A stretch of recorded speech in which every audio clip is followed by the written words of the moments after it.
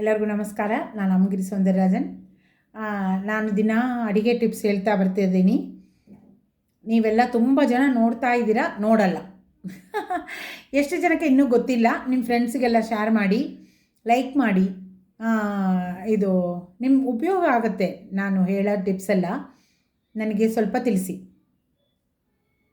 ಏನಂದರೆ, ಈ ದೊಡ್ಡಪತ್ರೆ ಸೊಪ್ಪಿದೆಯಲ್ಲ, ದೊಡ್ಡಪತ್ರೆ ಸೊಪ್ಪಲ್ಲಿ ತಂಬುಳಿ ಮಾಡೋದು ನಿಮಗೆ ಎಲ್ಲರಿಗೂ ಗೊತ್ತಿರುತ್ತೆ, ಮೋಸ್ಟ್ಲಿ ಕರ್ನಾಟಕದಲ್ಲಿರೋರಿಗೆ.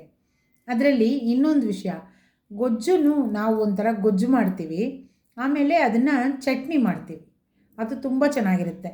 ಯಾವ ಥರ ಚಟ್ನಿ ಅಂತಂದರೆ, ಅದು ಒಂದು 10 ಎಲೆ ತೊಗೊಂಡು ತೊಳೆದ್ಬಿಡಬೇಕು. ತೊಳೆದ್ಬಿಟ್ಟು ಅದನ್ನು ಸ್ವಲ್ಪ ತುಪ್ಪ ಹಾಕಿಬಿಟ್ಟು ಚೆನ್ನಾಗಿ ಬಾಡಿಸಿ ಅದು ತೆಗೆದಿಟ್ಕೊಂಡ್ಬಿಡ್ಬೇಕು.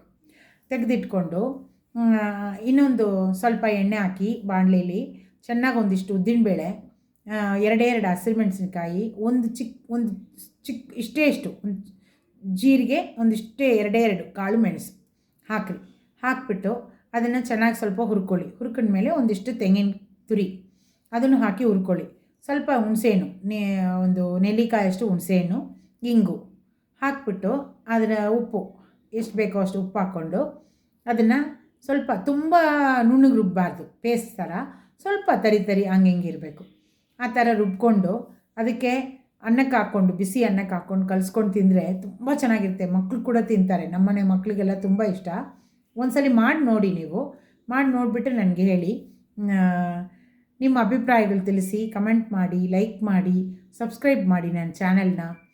Thank you.